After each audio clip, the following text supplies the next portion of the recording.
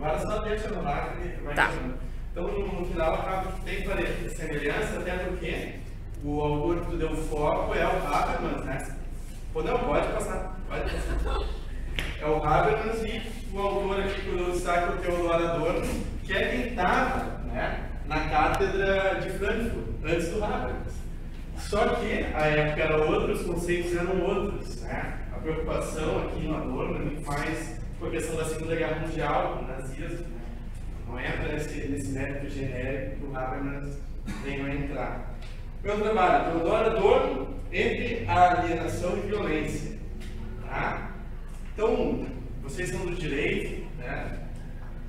Talvez possam me ajudar muito mais nesse trabalho do que eu imaginei de princípio aqui, né?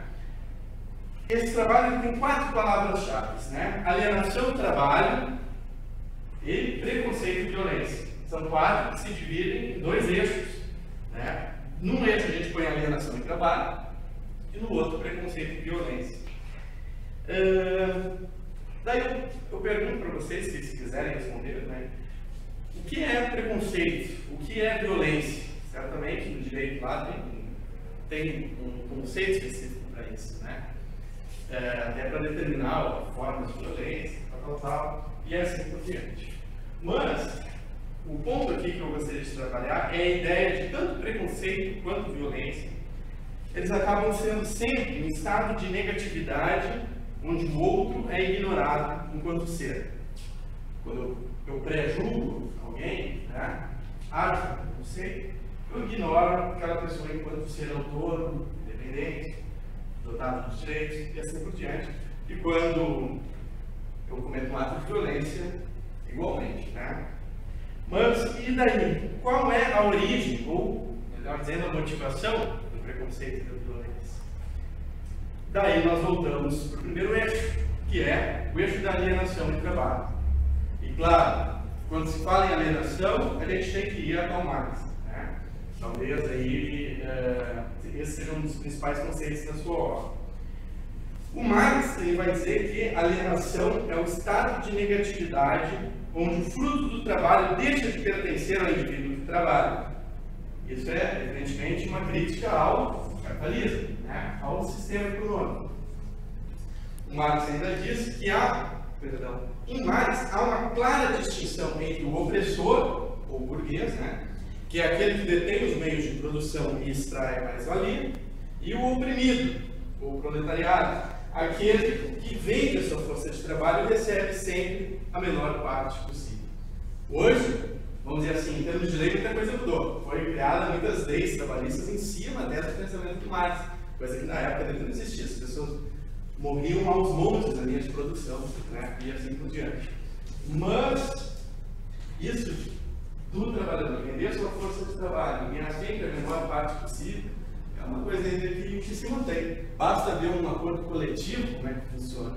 O patrão sempre oferece menos, o sindicato sempre pede mais, e fica aquele jogo, aquele teatro, e no fim todo mundo sai vitorioso, menos o trabalhador, né? Sempre sai com a menor parte possível. O Adorno, como marxista, ele concorda com Marx, porém ele vai mais além. Ele critica a condição macro da possibilidade do capitalismo, que é a razão instrumental. A razão instrumental que gera o tipo de ciência que a colega mostrou ali anteriormente, né? O Adorno, outra diferença aqui do Marx, ele coloca todos no mesmo barco. No Marx, uns estão de lancha, né? E outros estão na cama furada. O Adorno ele coloca todos no mesmo barco, tal como no mito das sereias, no mito da Odisseia, lá da Grécia Antiga, né?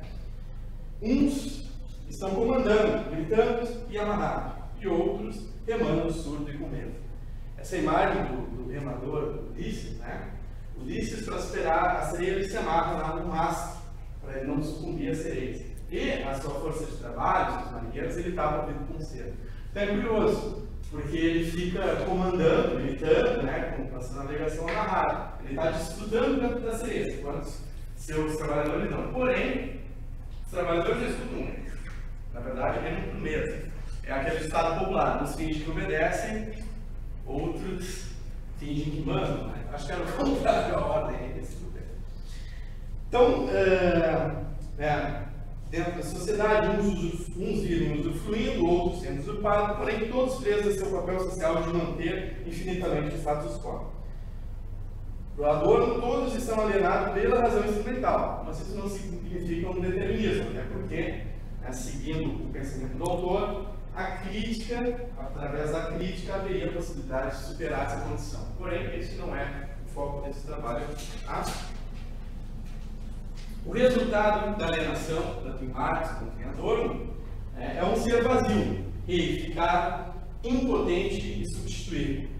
Uma realidade que coloca o homem contra o homem, numa constante luta de classe, luta por sobrevivência, luta por reconhecimento. Interessante salientar aqui o termo vazio, que vai ser desenvolvido aqui, no livro Dialética de Esclarecimento, Adorno e Durkheim. Faltam diversas motivações genéricas, são 7, que levam os sujeitos alienados ao preconceito e à violência, caso não haja o devido senso crítico. Eu vou trabalhar aqui 2 em especial. Mas primeiro eu gostaria de apresentar esse vídeo, que é do professor Alexandre Moraes, professor de História, lá da Universidade Federal Fluminense. O vídeo é bem legal.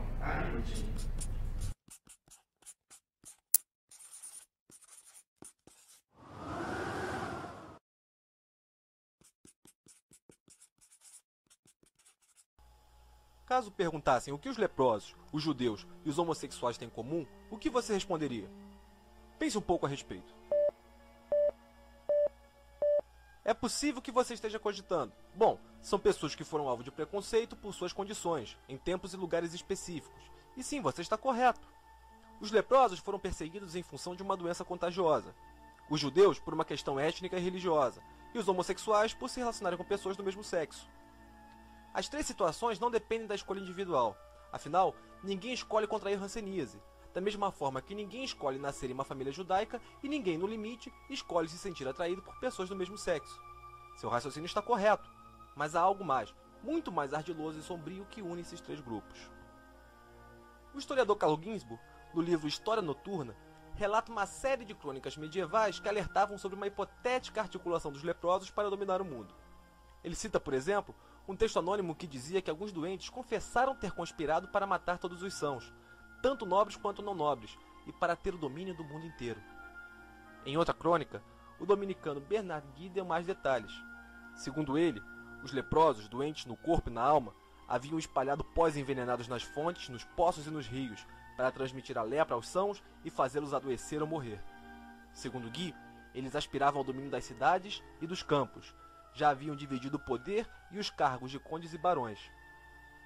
Se o plano realmente existiu, ele não foi concretizado porque Deus, em sua santíssima bondade, interveio junto às mentes e corações dos papas e reis europeus. Graças à piedade do Senhor, os leprosos conspiradores foram descobertos e queimados.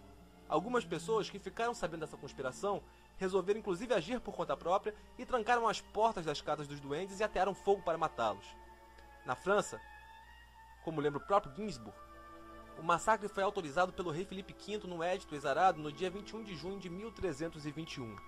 O princípio era o seguinte: todos os leprosos que tivessem confessado a conspiração, espontaneamente ou sob tortura, deveriam ser queimados, exceto as mulheres grávidas, que deveriam ter seus filhos para só depois serem encaminhadas para a fogueira. Obviamente, os bens dos leprosos ficavam sob a custódia de nobres e clérigos. Isso posto, vamos dar um salto na cronologia e passar do medievo para o final do século XIX, especificamente para o ano de 1897, quando foi publicado o livro Os Protocolos dos Sábios de Sião. Esse livro foi produzido na Rússia pela polícia secreta do czar Nicolau II. Ele descrevia um projeto conspiratório judaico para dominar o mundo. Segundo a narrativa, os judeus fariam uso de seu poder econômico para conquistar um país europeu e fazê-lo de exemplo. Através do pânico, intimidariam potenciais inimigos e espalhariam seu regime pelas demais nações europeias. Tudo muito bem engendrado, muito bem articulado.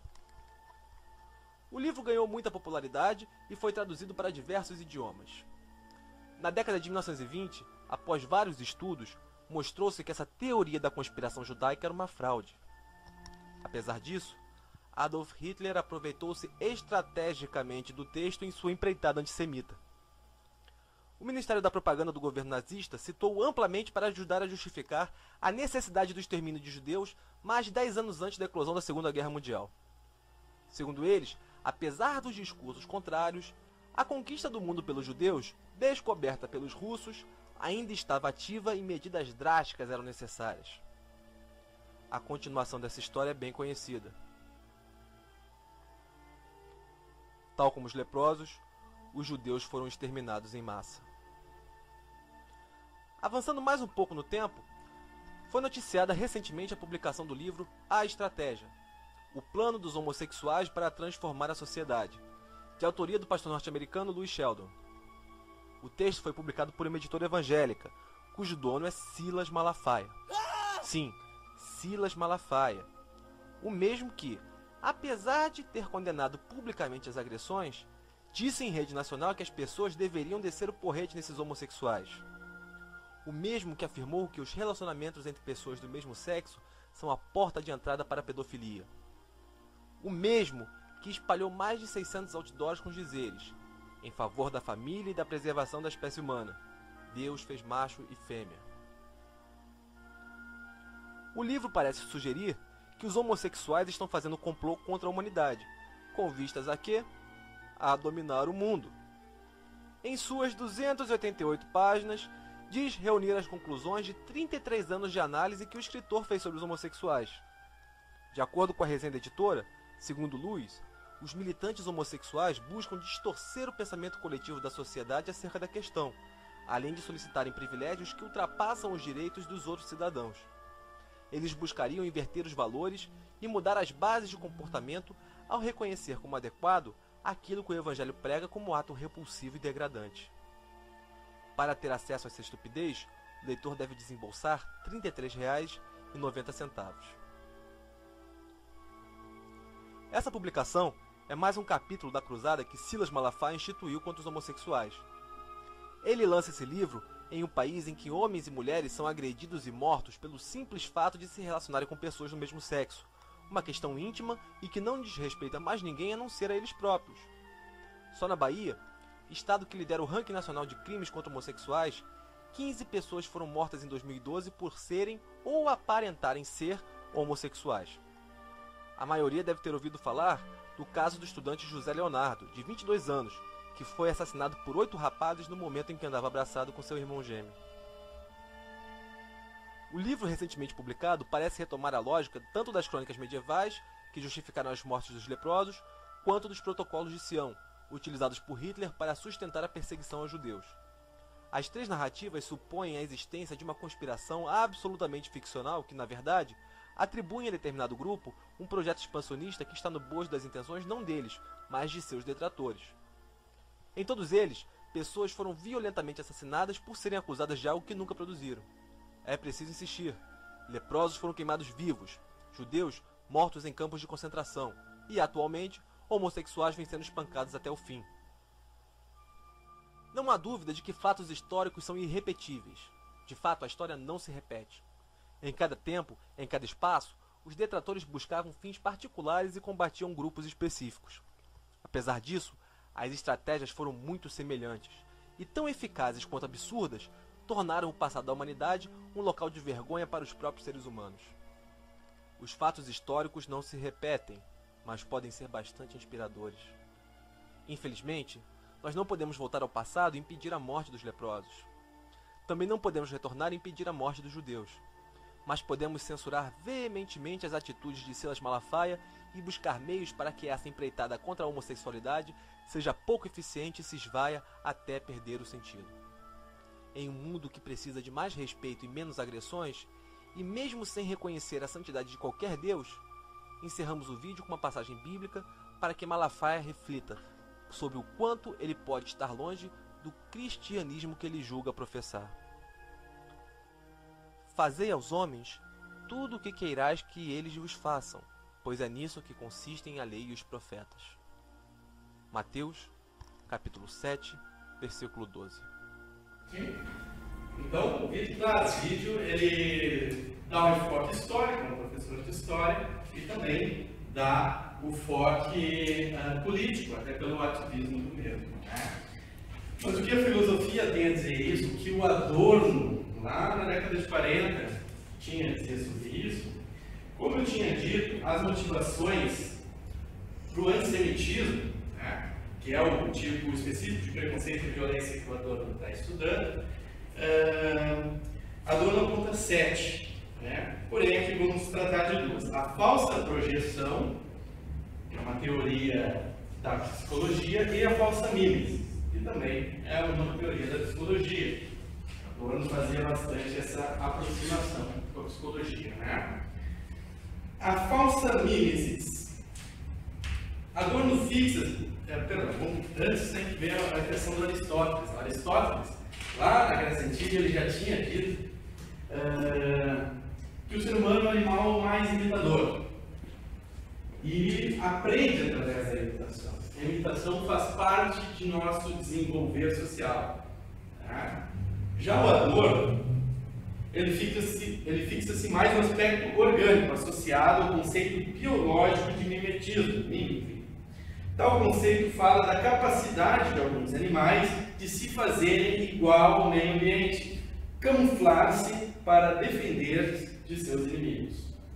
Quando isso é transposto para a vida em sociedade, temos uma gigantesca regressão e privação de direitos, onde um indivíduo ou grupo precisa deixar sua identidade própria e passar a se identificar com a ordem vigente. Quando o indivíduo ou o grupo não faz isso de maneira contundente, deixa muitos rastros de sua diferença, automaticamente se torna alvo do ataque do homem alienado, vazio, né? É o caso, como a gente viu no vídeo, leprosos judeus, gays, mas a gente pode colocar, né? Beleza, a gente pode colocar negros, né? Pode colocar pobres, mulheres. Lembra até o Papa ali falando, não, quem sou eu para julgar? Se viver de acordo com a igreja. Mas se não viver, aí já gera aquela dúvida, né? Ou seja, se o racismo é muito grande, como fica a situação? Né? Ou seja, quando não há esse camuflar-se, esse abdicar-se de si mesmo, de camuflar-se na sociedade, abre-se a porta para o preconceito do homem, por parte do homem vazio. Né? O conceito de falsa projeção. Projeção original consiste em uma habilidade automática e natural e espontânea do ser humano. Se projetar é pôr em funcionamento um poderoso mecanismo de defesa, onde nossos receios são temporariamente atribuídos ao outro ser até que o indivíduo esteja pronto para lidar com a situação verídica. A projeção só se torna patológica quando o sujeito torna-se incapaz de superá-la, transformando em ódio aquilo que sente em relação ao ser no qual projetou suas incapacidades, e não mais distingue o real em relação à sua invenção. Nas relações interpessoais, a projeção original ocorre na mente sã, onde o sujeito, a partir de seus conhecimentos e vivências, ou background, preenche aqueles aspectos que são menos evidentes no ser com o qual se relaciona. Com isso, ele consegue compreender um pouco melhor aquilo que se apresenta diante de si. Ou seja, ele entrega um pouco de si para o outro, para só então, né, ter uma experiência sólida com este outro indivíduo. O filósofo Rodrigo Duarte, que é da Federal de Minas, né, ele diz que o sujeito necessita ter uma interioridade rica e bem estruturada para fazer a projeção, para ter essa troca. E claro, para o Adorno, dentro da sociedade administrada, né, é feito possível para evitar essa formação desses backgrounds. Né? Partindo aí da questão da alienação, Marx, né, que ele expõe a alienação no capitalismo, também, a economia também não ajuda em nada a alimentar, né, a formar tal background dos indivíduos. Pelo contrário, né, a sociedade acaba esvaziando. Esvaziando, o sujeito perde a capacidade da projeção original, ele não tem nada para projetar no outro. Né? E sem nada para projetar, ele projeta características vindas dos opressores. Lembrando o vídeo, as ideias do inquisitor sobre os leprosos, do Fuller sobre os judeus e do pastor da moral do bom costume sobre os homossexuais. Assim sendo, torna-se incapaz de receber algo de volta, pois não enxerga o outro diante de si. Ele enxerga apenas o rato, a abominação, aquilo que precisa ser destruído. Por quê? Estava vazio, simplesmente abraçou ideias de figuras como a gente viu e as projetou contra aquele grupo de indivíduos que não faz a devida camuflagem da sociedade. O Adorno ele dá um nome para tudo isso, vindo da falsa mimes, da falsa projeção, do falso esclarecimento, que é a semicultura, que é uma cultura doente, que vem de tudo isso aí,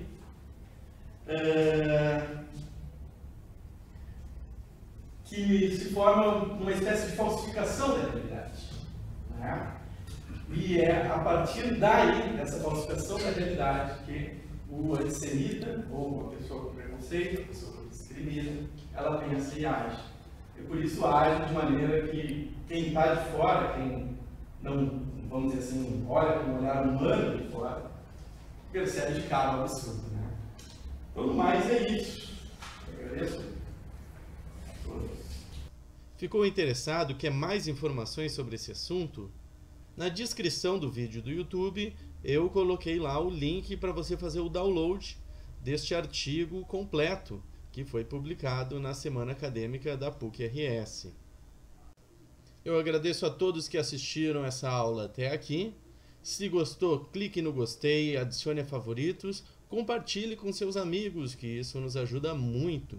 Se ainda não é inscrito, você clica aí na parte de cima e inscreva-se. Na direita, você clica em assistir mais vídeos de filosofia e nesse controlezinho de fundo verde você clica e vê também os vídeos de videogame que temos aqui no canal. Agradeço por tudo e peço também desculpa pelo áudio não ter ficado tão bom assim, né?